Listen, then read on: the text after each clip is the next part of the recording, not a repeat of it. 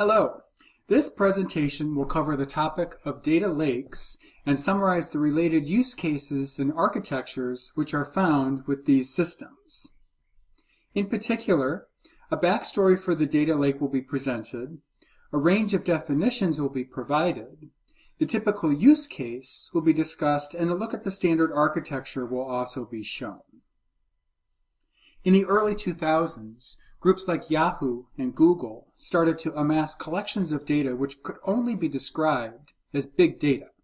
And as tools were developed to handle and mine these collections for insight, new terms were also developed to describe these repositories. One of those terms was the data lake, which in truth grew out of the term data warehouse. In its most generic form, a data lake is a repository, a large repository at that, which can hold both structured data, like we would know as files or databases, in addition to unstructured data, which might be collected as byte streams or click logs from websites. This collection, if a true data lake, sits as an unmovable repository. We would say at rest. A lake concept then is a resource or a source from which smaller collections or refined products can be created. It's important to know the data lake is not a technology that exists on its own. The accompanying research paper to this presentation provides a more complete definition of the concepts here, and it is important to know that these concepts interlock and rely on one another to give the data lake its usefulness that it has become known to provide. At the top here, we have data, information, and knowledge. You might understand data to be the ones and zeros at rest or flowing across a network, which, once processed, becomes information which we as humans eventually consume and understand as knowledge. The different forms of storing that data are represented as database storage solutions like relational database management systems, not only SQL systems, object stores, blobs, and files. These are generally described as databases or repositories. These data stores, then, if organized from larger to smaller, are data lakes, warehouses, and data marts. The big picture here is a data lake would be the comprehensive storage container.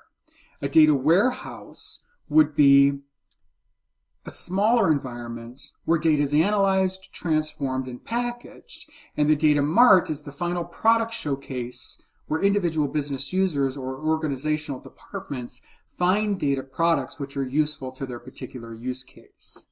The research paper goes into more details on concepts like sandboxes and the data swamp. It's important to note the data lake and the other terms described are implemented as physical components somewhere down the line. Even where we look at cloud technology and virtualization, we still have physical machines which are handling the ones and zeros of the system.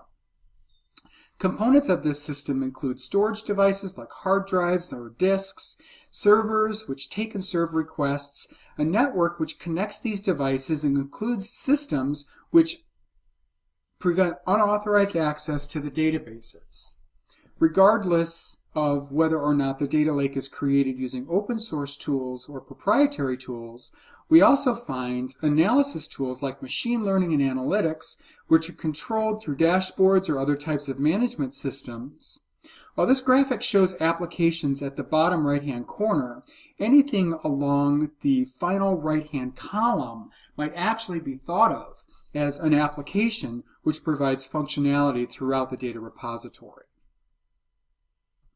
Here we see a recommended architecture of a data lake as would be constructed using AWS or Amazon Web Services. While this graphic is pretty heavily focused on AWS brand products, this slide does illustrate the concept that a data lake is not a single piece of technology that exists on its own. It is this complexity, this interconnectivity, which together provides the benefits of collecting and managing a large data repository. To summarize, a data lake is a collection of technologies which, when properly created, managed, and mined, can provide value to an organization. In addition to the data lake, Data warehouses and data marts together are connected to provide a description of the system to non-technical users.